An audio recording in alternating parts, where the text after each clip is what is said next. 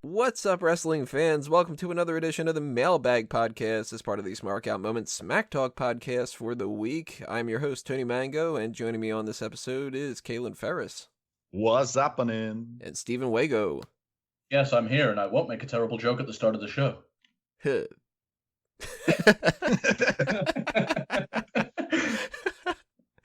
All right, guys, as I mentioned, this is the mailbag for the month. The month, of course, is October.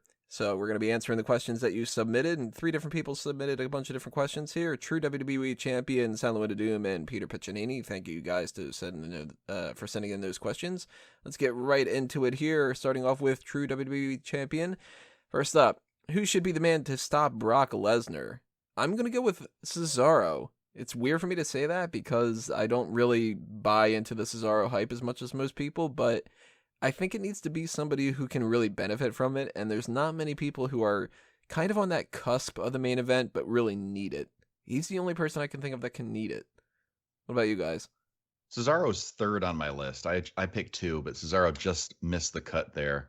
Because, in my opinion, it has to be somebody very physically strong. I mean, of course, all the guys on the roster are strong to a certain extent, but it needs to be one of the stronger guys. So one idea I had was somebody that they've been just feeding jobbers for a while, make them work up the ladder, have Braun Strowman defeat Brock Lesnar. If they're serious about painting Braun Strowman as a total monster and he were able to topple the Beast, that would be a huge push for him. That's a WrestleMania classic I want to see. I don't think it would ever happen. They would have to book it the right way, and I don't think they would do that either. I'd also be okay with Samoa Joe going over. Samoa Joe. See, I don't think Samoa Joe needs it either. I think he's one of the only people that could make it look like a legitimate fight, though, just because of how hard-hitting his style is. I think the match would be his more idea. I think the match is better than the actual idea of him winning, though. Yeah, same here. Like, I do want to see the match, without a doubt. For a while, I would have said the only guy that should beat him was Roman Reigns, but they've been so inconsistent with his booking.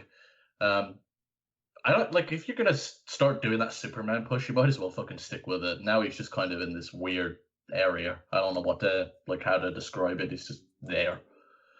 Obviously, I'd want AJ Styles to beat Brock, but if I can't pick AJ Styles, and I had to think objectively, Shinsuke Nakamura. Ooh.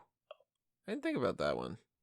Just don't have him lose at all, ever. And then just have him build up to Brock, topple him at Mania. Nah, he's got to lose to Bobby Roode. Fuck that. I want Bobby Roode as NXT champion. Unless they're going to move him up to the main roster, then he doesn't. Nakamura can just vacate the title. He's too good to lose. He can lose in something where he doesn't get pinned. Like, they can have like a triple threat or some bullshit. Like a test about English or something like that. The thing is, when he does say something English, I kind of like it because it's all weird and fucked up. It really is. Like, he's struggling. He's doing a lot better than a lot of other people would be doing. If he didn't gyrate as much, I don't think I'd be into it. But his body contorts weirdly constantly. Is it odd that I think that he's doing a better job learning English than Hideo Itami, and Hideo Itami's been around like an extra year? Hideo's been a total miss in everything that he's done, and I know not necessarily the injuries that are directly his fault, but shit happens. Take a look at that guy generally. He's not made much of an effort to speak English, at least from what I can see. Maybe he's just struggling. He probably knows a lot of things from like hospital speak. His character was never existent in NXT. His in-ring work, after like seeing some of the classics he's had in Japan, has been missing. And he got injured as soon as he came back. Hideo's been a total flop. His existence in the company reminds me that of the original Sin Cara's. Yeah, I can see that. Question number 2 here. We've got who should beat Kevin Owens for the Universal Championship? I think 100%, if they can do it, of course, Finn Balor wins the title at WrestleMania. That's exactly what I was going to say. It makes the most sense. He vacated the title. He didn't actually lose it.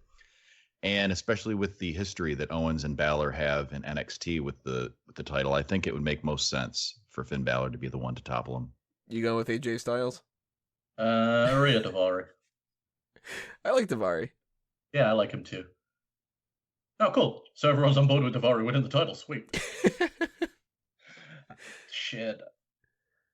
Honestly, I don't think Owens is going to hold it that long anyway. I think he's going to be very much a transitional champion. I can't say I want Seth Rollins to take the belt because, to be quite honest, I think he's fell into Dean Ambrose territory with his babyface run. Very bland, very boring. It's because they make him do the same shit that they've been doing with everybody else, where he just makes kind of like derogatory, jokey comments. John Cena did that all the time. Roman Reigns started doing it all the time with like the tater tot thing, and now this week they've got the sparkle crotch thing. The difference is that Rollins got to that point way faster than Ambrose did. Ambrose actually had some fire behind him for a while before he got into that stale territory, but Rollins is quickly approached there. Here's the thing, people. The reason Rollins was a good heel promo is because he's fucking horrible to listen to. It worked. He's got a stupid, grainy voice. He's not funny. Nobody really, he's like fucking unlikable as hell. He was naturally a heel. He looks like a greasy fucking rat. Amongst other animals we've figured out. Yeah. I'm not going down that fucking road again. I've lost track. There's a whole menagerie. There's monkeys in there. I don't fucking know at this point. But so, yeah, like Seth's just a total flop as a babyface. So I can't even say that he's a good option to put in there. So shit, I guess Finn Balor is just the default guy. They don't really have many hot babyfaces right now. I think it's why SmackDown's whooping their ass. Keep that in mind. Not many hot baby faces when it comes down to the Sexiest Superstars tournament. Actually, you know what? We might have to do like a Raw and SmackDown split this year. I didn't even think about that. Huh. Well, just have a tournament for each brand, and then the two brand winners face off. That might be how we have to do that. You see, we'll have one title because that's the correct thing to do. It's a unification kind of thing. We'll call it Sexy Superstars Tournament Bragging Rights or something. And since there's a split, would there be one less week of doing the competition? Because they're already cut in half? Or no, because then the two champs would have to face each other. Never mind. Fuck. It would just mean that all of the competitors are weaker. Yeah. We could just skip SmackDown. It's what most people do. Actually, shit. I would probably have to do an NXT branch then, too. I don't know. We got months to figure that out. I don't know if it's in the questions or not, but I got one. Raw, SmackDown, what are you guys liking better? It's Overall, easier to watch SmackDown, but some weeks, man. Like this week sucked. I'm going to say so far for the regular weekly show, I like Raw better. But for the pay-per-views, I think SmackDown has been winning. So I'm split. I've been enjoying SmackDown just because it's so much easier to watch. There's a point of when Raw has a bad Raw, it's a really bad one because of the 3 hours. It sometimes feels like a chore. Yeah. Although when they have a bad episode of SmackDown, it seems like they've got nothing to work with. And it's sort of like, hey guys, we're going to have that same 6-women tag team match again and stuff. So that's bothersome. What's nice for me, though, is AJ Styles being the top guy. It's basically his brand. So I'm a little biased. Yeah. We got some more AJ Styles questions coming up, I think. Or at least you'll end up saying them for the answers.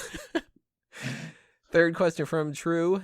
What are your top 3 favorite game series of all time?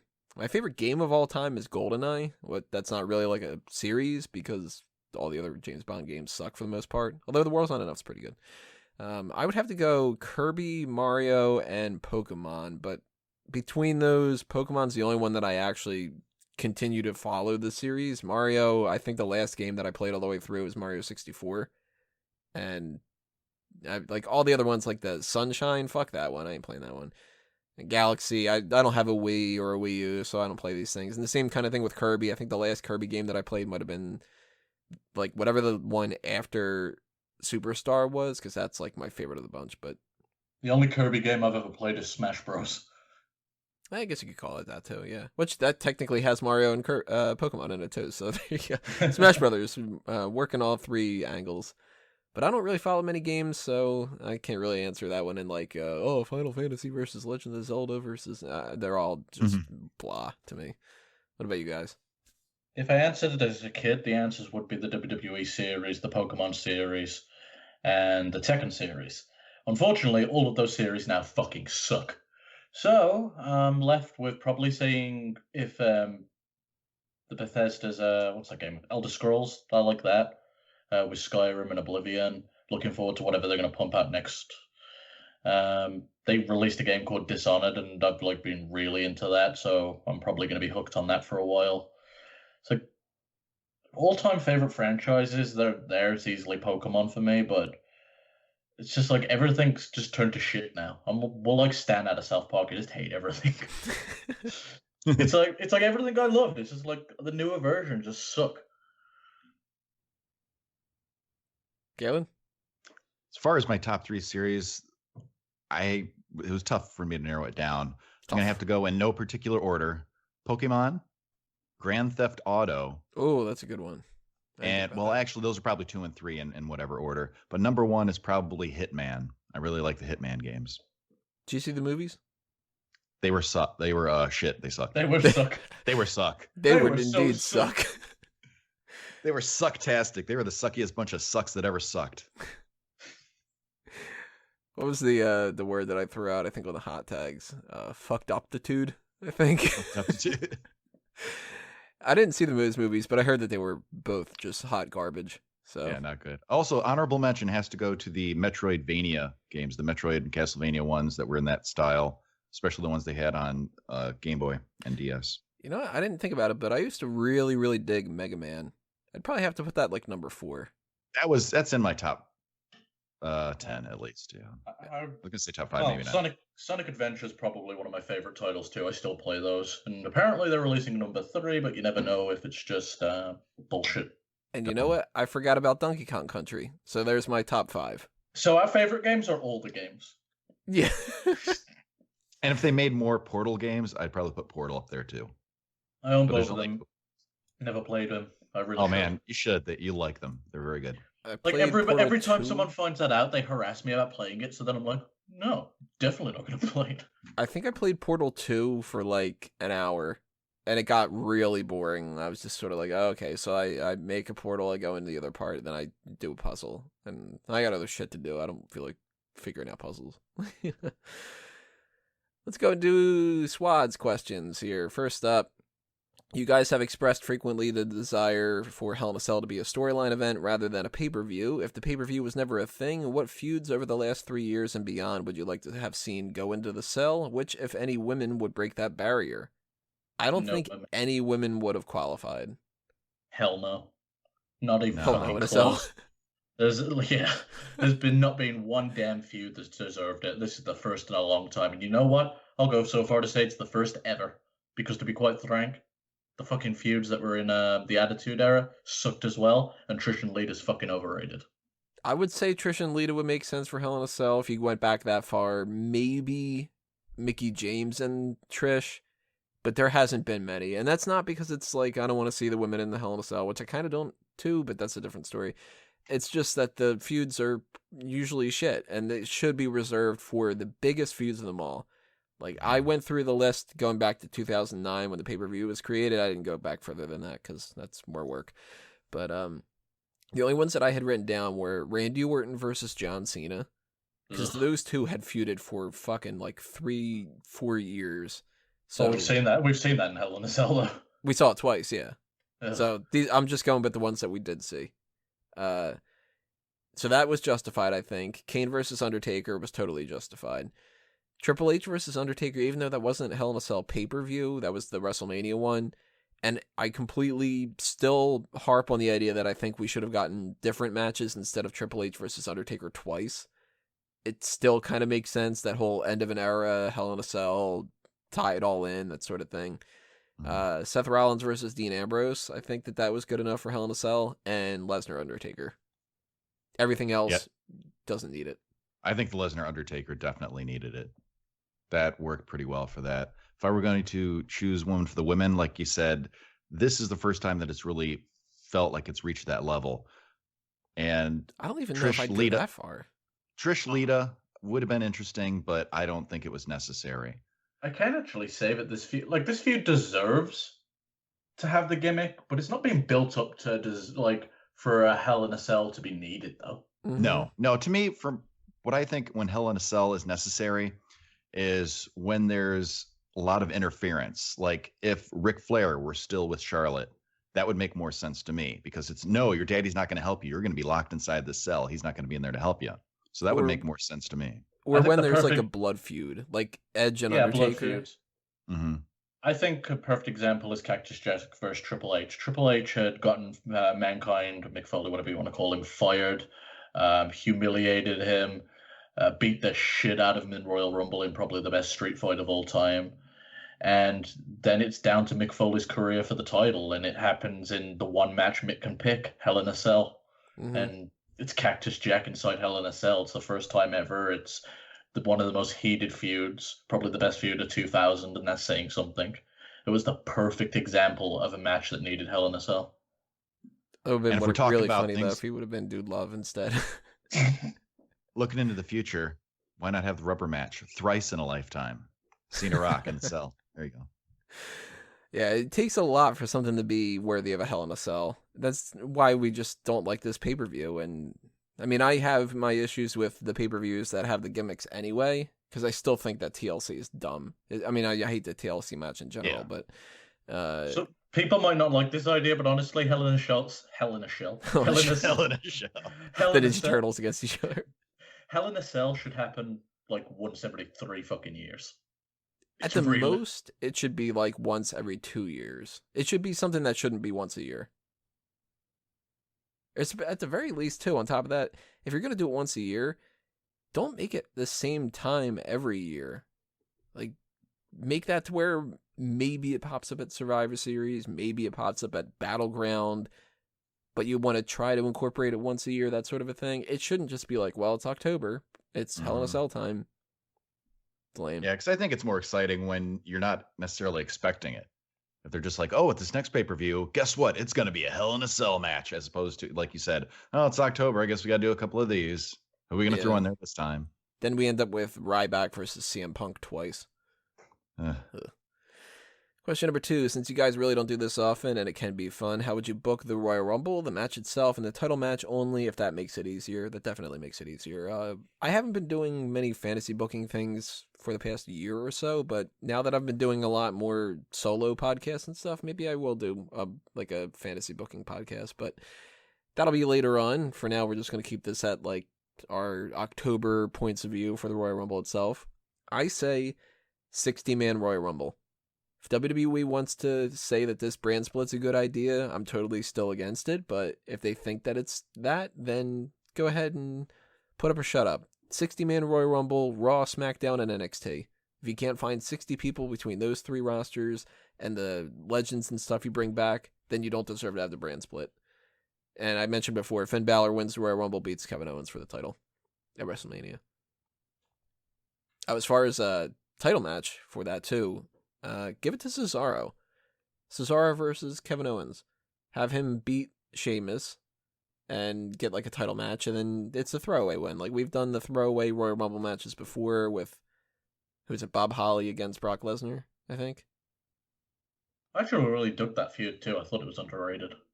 And then I think Mark Henry got like a title match against Kurt Angle, which... Oh, yeah, which fucking main evented the fucking pay-per-view just for some stupid fucking entrance for The Undertaker to have, which wasn't that impressive, and they made us sit through possibly one of the worst pay-per-view main events for a title ever. Fuck that show. So what you're saying is you didn't like it? No, I fucking hated it. So, in your mind, Wego, what's the Royal Rumble? What's the main event? What are you doing with that, with the titles and stuff? All right, so hear me out. Mickey Gall wins the Royal Rumble. CM Punk returns and wins the championship, and you have the rematch at WrestleMania. It's CM Punk taps out real quick. What they don't, they tell Punk to work, but they don't tell Mickey Gall. Fuck. So I hate having 2 titles, and in my perfect world, they get unified. So, somehow I'd fucking stick one of the champions in there, and maybe AJ Styles, and have him win both belts at Mania. I fucking really hate this 2 title shit. You can't have 2 world champions. Fuck you. Yeah, how about that? Whoever the 2 champs are enter as 1 and 2, and then everybody else enters, and whoever is the last person there is the unified champion. and then they lose to Brock Lesnar at WrestleMania. Yes. To be quite honest, being serious about pick a realistic one, I would have Brock Lesnar win the Rumble. I think it's due. I think he's the most unstoppable guy, and I think we're due another Brock Lesnar title reign. Fuck the hate. Okay, so it'd have to be for the Universal title. I like fantasy booking, but I think we're still a bit too far out to actually do this legitimately. So I'm going to say we should probably revisit this topic in a few months. But for right now, I'll just throw this out. I think Kevin Owens should still go in as champ to the Royal Rumble. Woo. He defends against, let's say, Sami Zayn in a title match. Sami Zayn is unsuccessful. Kevin Owens retains. Finn Balor wins the Royal Rumble, as you were saying, Tony. And then WrestleMania. Midget. What? Fucking vanilla midget. Yes. Owens defends against Balor at WrestleMania. On the other side of things, I think AJ Styles should, again, also retain until the Royal Rumble.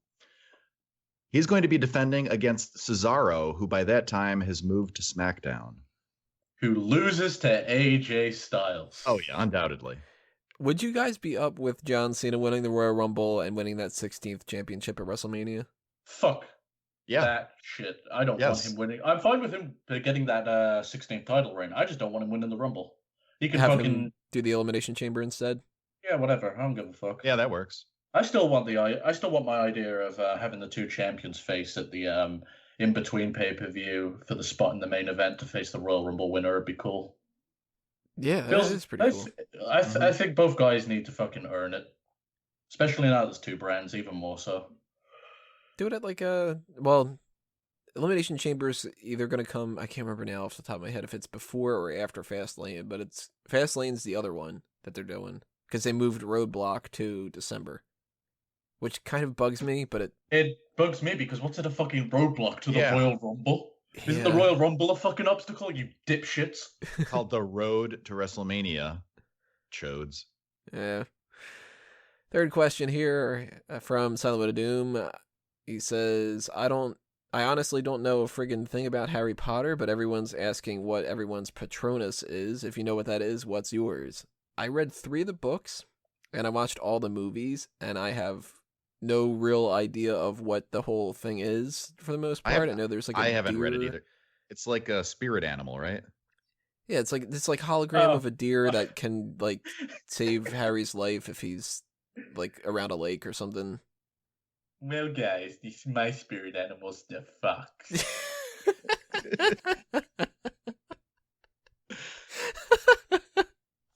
As soon as I said that, I was waiting for you to jump on it.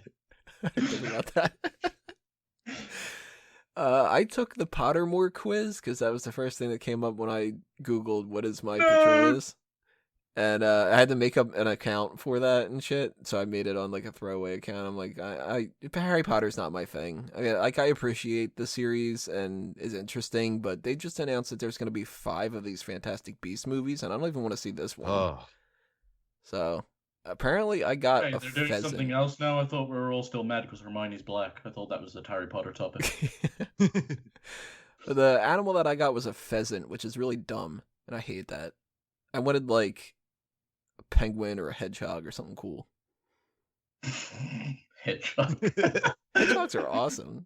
No, I'm just imagining you fucking cast the spell, just a fucking hedgehog scrolling across the fucking room. It's just wiggling its nose. It'd be so fucking underwhelming. It's yeah, that's mine. And it's running off to eat some dog food. Great. Somebody comes up to it and they try to pick it up. They're like, ow, that kind of stung a little. Meanwhile, other people have I've got a griffin and a fucking dragon. Imagine that thing fucking scooting across the floor. That'd be the most underwhelming Patronus ever. Might as well just pick a fucking gerbil. No, they don't have spikes. That's true. No, but most people I would assume would be like, oh, my Patronus is a fucking white lion. And it's you're a pussy. Shut up. No, you're not. I don't know what the pheasant thing means, though. I guess underwhelming and pointless. I can pick any animal. I'll pick Brock Lesnar. You can only pick Batista if that's the case. Or the Brahma Bull, The Rock. Oh, Jesus. Oh, shit. I just realized we could get Batista and Roy back in MMA. I still would rather see CM Punk. Yeah, but that's not going to happen because of weight classes. To be fair, Batista's not doing MMA anymore. He might. What's your patronus apparatus? Mine, I'll go with the sloth, so I can just take a nap. What about you, Wego? What's your spirit animal? Pigeon. If I was a pigeon, I'd shit and everything. You still haven't seen that movie, have you? The pigeon movie? I forgot about that. That was like 2 summers ago, I think now. That was a while back. Fuck me. I would never have thought about that again. The fuck are you on about? That movie, Yeah, Pigeon. it's a very obscure reference. You were on the podcast, weren't you, Kaylin? The summer movie blockbuster thing, and we were looking at the list of the movies, and one of them was just called Pigeon. I don't remember that. I was probably on it. But it became a gag for a while. I don't understand why. I don't know. Probably because it was just like, we're going through the list, and it's, all these like Guardians of the Galaxy and stuff like that, and it's just like this summer, Pigeon. Seems like the worst superhero ever. Someone's gonna get shit on. Let's go to Peter Piccinini's questions here. First up, do you think Miz or Dolph Ziggler will be a 9 or plus time IC champion? Nope. They're both at 5 now, or 6? I think 5. That's too many. Chris Jericho's keeping that record. Yeah, I'd say Miz possibly, but highly unlikely, and Ziggler definitely not. Wake up. What was the question? Will Miz or Ziggler be 9 or more times IC champion? I still don't understand what the question is, but I'm going to say no. I think you said, are they going to win the title, 9 times or something? Yeah. No. We should totally not have Skype open in the middle of these things. Question 2. I got YouTube Red for a movie I wanted to watch. Me not watching commercials, would it be affecting your pay? Kinda not. What YouTube Red is, from what I understand, is instead of getting paid on like a per view or per click thing, we get paid on a proportional like per view time percentage sort of thing. So you don't not make money if you don't have like a YouTube Red channel, because that would be fucking over all these different people. But it does screw you over a little bit, because it ends up being more, if I have like a 2-hour podcast and people only listen to an hour, I don't make as much money, and it's a whole weird, stupid algorithm that I'm sure YouTube doesn't even know, because Google doesn't know what the hell they're doing with a lot of these things. So I still do get money, even though you have a YouTube Red channel, but not as much, I think. I don't really know. Either way, revenue has been going down because of their search engine shit. So the best way, if you want to try to keep the revenue flow going, is to actually share the channel to try to get more subscribers and more views, and hit that thumbs up button and stuff like that, because that is going to help get more people on there, and more people means more revenue all around. So yeah, YouTube Red sucks. Question number 3, 4, whatever we're on, I don't remember. If when Paige leaves WWE, can we strip her of the sexiest women's title? No, unfortunately, I don't think that I will end up doing that. As much as I totally disagree with it, and I think that Alexa Bliss should have won, Paige won fair and square. At least as far as I know. Maybe Drew. Because a bunch of pasty emo kids that live in their mother's fucking basement love her. Well, Seth Rollins won too, so I mean, I gotta imagine it's like the emo crowd that voted for that. Oh, it's definitely the emo crowd. Oh, I have a streak in my hair too. My dad doesn't get me either. I'm gonna go marry Del Rio. That angry fucking fat virgin that posted on all your shit's probably like tearing his hair out right now. Stick another fucking donut in it. Calm down. Which one? Oh no. Yeah, the fat one. Yeah, which one? No, she won fair and square, but I got to assume she's not going to be a part of the company by the next time we do that. So, hey, maybe Alexa Bliss is going to win this time. Although I don't even know if I would pick Alexa Bliss for the win. She's up there, but she's got competition. Do you think I should undo Paige's thing, or what? No, she won. She was in the company when she won, so. I think Alexa Bliss should win. So you should just give it her. Yeah, I think so too. But I would give next it to time her. around. We'll just rig it next time so that she wins. Yeah, I'm gonna make that joke every time. Hey. In the text version of this, I made a joke of like, well, I'd like to strip page of various different things, whatever. So had to throw in another joke. Hey, it's better than the fucking jokes I'm making today. I don't know. I pretty much laughed at the other one a minute ago. Do you consider yourself a celebrity or famous? I would assume all of us have the same idea with this, which is no. Don't you know who I am? The only person I've seen so fucking egotistical to use dialogue such as that was Drew that one time. And you said fucking What did he shreds say? about it. What was it exactly? Because we had a very similar question to this. Something about our fans, something or other. And I don't know, like Drew fucking answered it in the most vain way, and everybody's jumped down his neck. I think you were there for it. He did say something. I can't remember what it was now. Drew, if you're listening to this podcast, tell us what thing you said that we laughed at. We'll insult you in the comments for it. Yeah. No, definitely celebrity. Not even an internet celebrity, even though no. We have millions of viewers. I mean, internet personalities. Yeah. A little, I mean, not really fame, but a little bit of local recognition, I would say, because I'm an entertainer in the local scene, and people often approach me in public. They're like, "Hey, Kaylin, what's going on? Hey, you, how you doing?" So, they're like, "Hey, we're your fans." Yeah.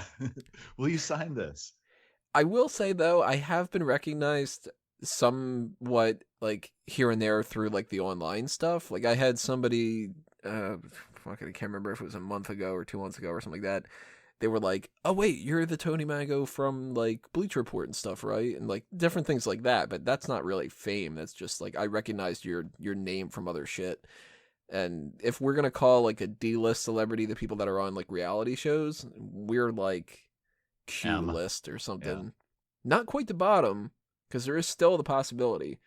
And when you have stupid jokes and stuff like the Royal Rumble, fucking my buddy Chuck is just like, "Wait a minute, is this Tony Mango from Bleacher Report?" And like people are like, "Wait, what?" And so, we do have at least a certain level of notoriety above like the bottom of the barrel, but no, we're not famous at all.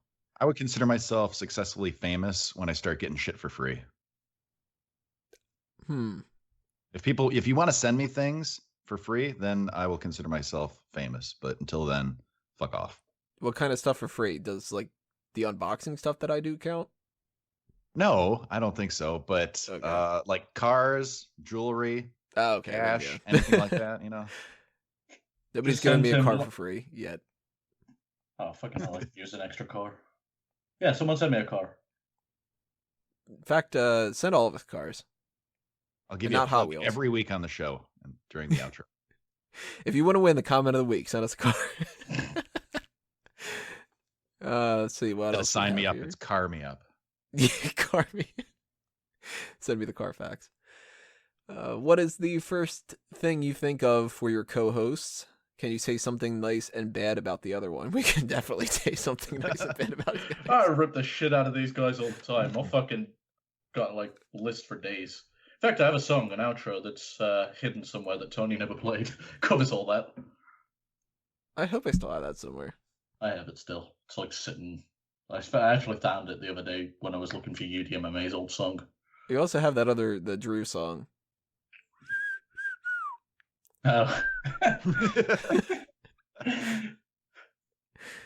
think it's actually, that would have even been an outro at some point. I don't remember. It's not like an offensive one. It's just fuck you, Drew. We've got way more offensive songs than that. Oh, yeah. But, those aren't outros. I mean, shit. Like, if we didn't like each other, we wouldn't do the podcast with each other, so that's enough said.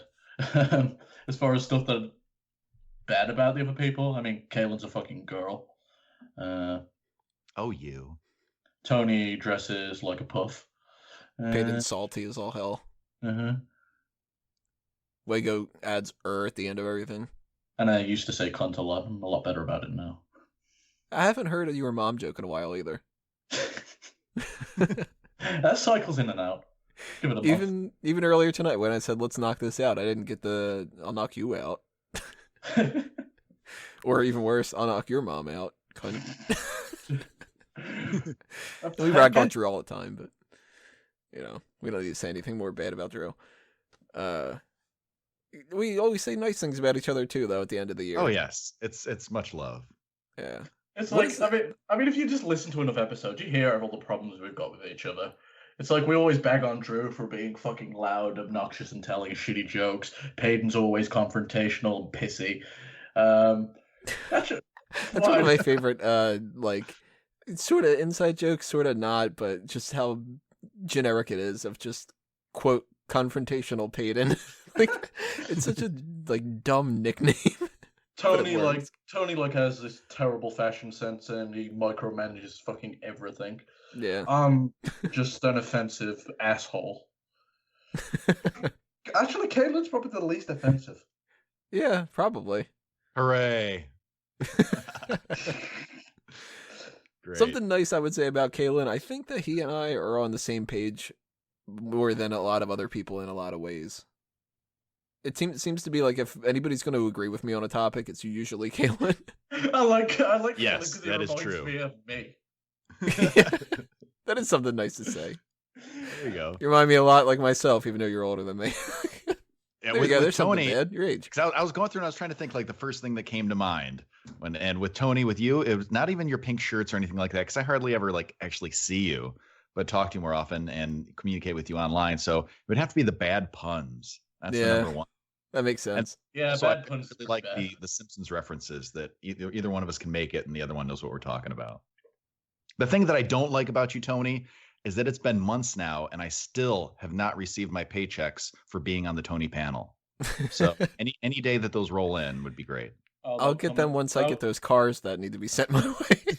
Oh, don't worry. He'll send it out as soon as Doug Puke starts sending out T-shirts. There's something bad about a former co-host. He ain't a fucking co-host. He's a fucking dog shit. We should do like a random word association on some podcast one day, though, and do. Actually, I think I had a topic, or not a topic, what do you call it? Segment name for that. I think that was going to be called the blind tag, where I would just say random words, and it would be like, all right, you need to give me like the psychological thing where it's like I say, spring water, and you're like ocean, or that kind of stuff, or that's tuberculosis. A fucking dangerous game to play with us.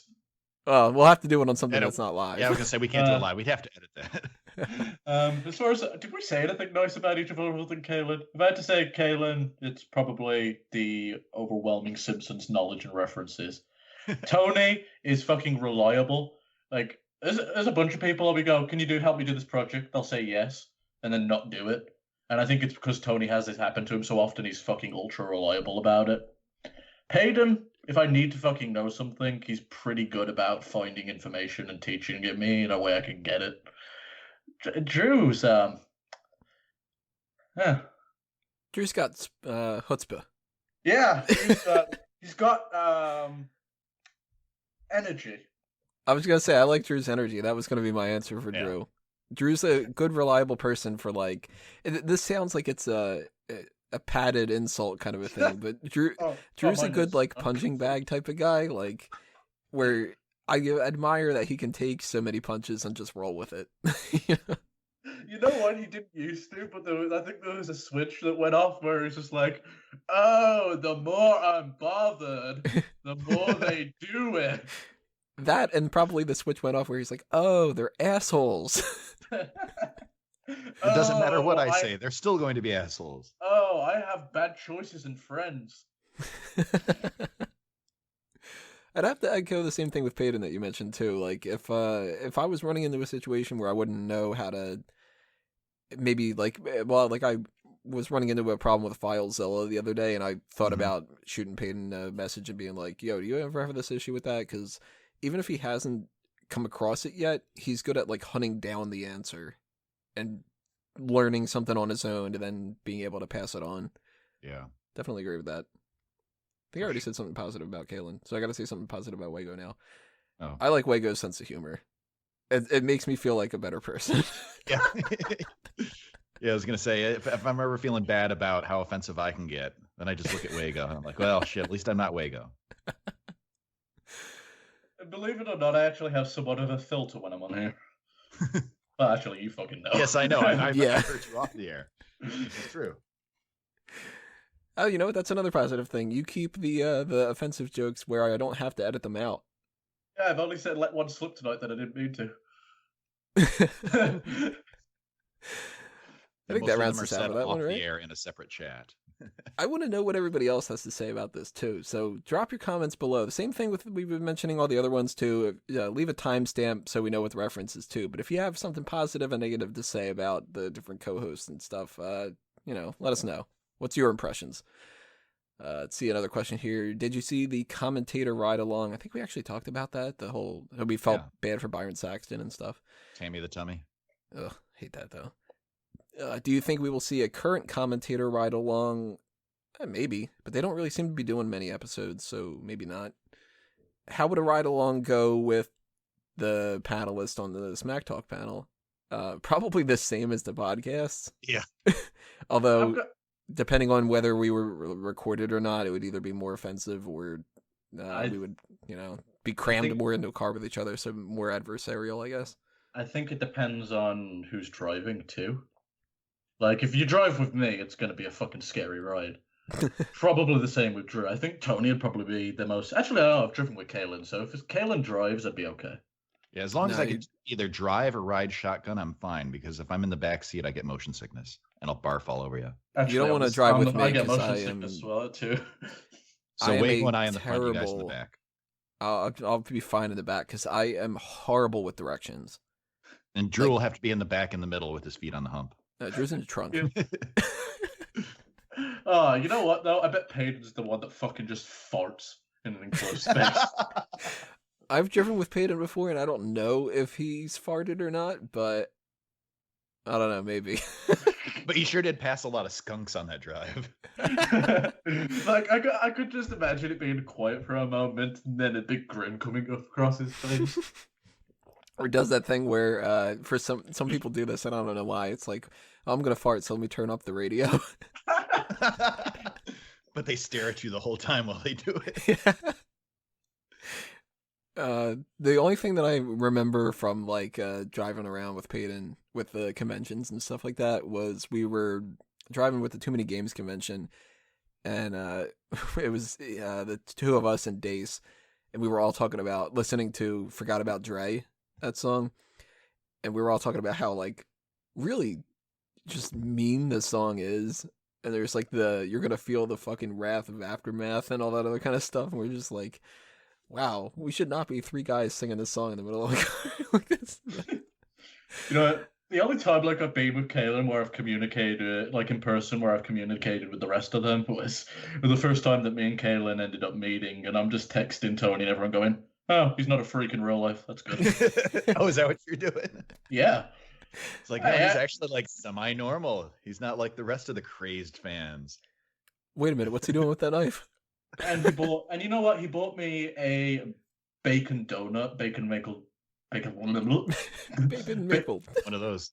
Yeah, one of those. It was a really good donut. So he's normal. It can't be all bad, right? So he's normal and he buys me donuts. So it's not bad. So at least if it was donuts in the car, then we'd be good. I think we have only like 2 questions left, right? Yeah. Oh, wait. Only one of them. Okay. Do you think the following will win the Triple Crown or Grand Slam title? Let's go one by one here. Big E needs the world title and the U.S. title. I don't think that's happening. Do you guys? No. Hell no, and he doesn't deserve it, and he looks too goofy to ever be taken serious. He could win the U.S., but that's still not going to get him that Triple Crown. And by default, can't win the Grand Slam if he doesn't win that world title either. So Cesaro needs the IC and the world for the Grand Slam. He could win both of those. I think he's going to be around long enough where he will do that. I would say on my list of people who I said no, he's the closest to being a yes, but I'm still going to say no.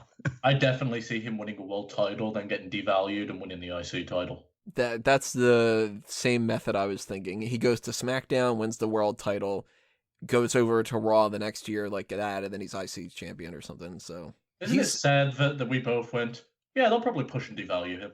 Yeah. Kevin Owens needs the tag in the US. Yes. I could see him winning the tag belts with Sami Zayn when they reunite as babyfaces at some point. That could happen, yeah. I don't think he'll win the US though. I think he's past that point now. Maybe. I wouldn't be surprised if he gets devalued too. People said that Cena was past it, but That's he true. went and had a hell of a run. So Kofi Kingston needs the world title. As much as I would totally be okay with Kofi winning it at some point, he's not going to win it. His chance came and went when he had that feud with Orton. 2007 was his best year, like you said. Like, he literally, that was make or break for him, and Orton made sure it was break.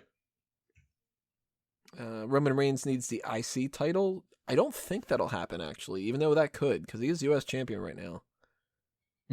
I think he'll he's go very back up, though. I think he's going to be around for a good 10 years where he could just have a mid-card title because, let's put a belt on Roman. Isn't it dumb, though, that, like, that doesn't count the same as the U.S. and the IC, that they still aren't on par with each other? It should. I don't put any stock or value into this whole Grand Slam and Triple Crown bullshit. Like, I can't even tell you what they mean anymore. I did when I was like 13. I think it's just a dumb title. Yeah. Let's see. Seth Rollins needs the IC title as well. Maybe, but... Yeah, that'll probably happen. I think so. I kind of think he's a little bit too past it, too. So, it all depends on if they devalue him. Dean Ambrose needs the tag title. Honestly, I don't think that that's necessarily going to happen. I don't see him being a team player. With that said, do you see him getting thrown together in a mismatched tag team with a heel, or just getting thrown together when one of the brands don't have enough teams because they decided, hey, you know what helps tag wrestling? Splitting all the tag teams up. Durr! Ooh, they could give him that, like, he's with, like the Cesaro Sheamus thing. They could do that. Yep. Yeah, okay. Maybe he will. I'm on board with Ambrose getting it. He would be exactly the type of person they would want to have be half of a tag team championship that can't get along. That, or just he'd get one of those fucking weird ones where he's in a feud with someone so they both win the titles. Or he'll end up just getting thrown together with somebody, or maybe they're pushing Roman Reigns during a Shield reunion so they have him and Seth win the titles. Or like a Team Hell No kind of thing. There's like a whole bunch of different things for Ambrose like to get that title. I think it's probable. Jack Swagger needs the IC and the tag, and those are actually two possible options, but it all depends on how they push them. I think he gets a pig slip before then. Yeah, I don't think he's going to stick around long enough to get both. And finally, Zack Ryder needs a world title. No, seriously. No. No, I like Zack Ryder, but he's not winning that world title. I like him too, but he's not getting that world title. He needs to go to fucking NXT. All right, guys, those are the mailbag questions you submitted for October. Thanks again to the three folks that sent them in. Make sure if you have any questions in mind, whether it's wrestling related or not, for the next one, which I don't know exactly when we're going to be doing it, probably the week after a pay-per-view or something like that. I don't know. We have the whole NXT TakeOver stuff and the Survivor Series thing's going to happen in like the same week, so I need to figure out a good way to balance it out. But if you have any questions in mind, send them in whenever you think of them. I'll always backlog them and get around to it when we get around to it. But last thing for us to take care of here is to just throw out some plugs out there. So, Kalen, anything you want to mention? Sure. You can follow me on Twitter at Kalen Ferris. And if you're going to be in the Ohio, Michigan, or Indiana area, you want to come to Toledo on Friday, November 4th and check out Northwest Ohio Wrestling's Uprising event. Tickets are only $10, and it's going to be a good old time. Check it out. Way go. All right, you can check me out at Stephen Wago on the Twitter machine, but also check out at UDMMA. UDMMA is back with me and Dan Ryder, calling pretty much anything we want about MMA, predictions, how we scored particular fights. Sometimes we're just bullshitting about random stuff. Check it out at UDMMA. And for everything on Smark Out Moment, everybody just follow Smark Out Moment on Facebook, Twitter. Obviously, subscribe to the YouTube channel if you haven't already, and check out the website, Fanboys Anonymous. Same thing for all that kind of stuff. And I think that's going to be it. So thank you all for watching. This has been another Smark Out Moment. We're being counted out.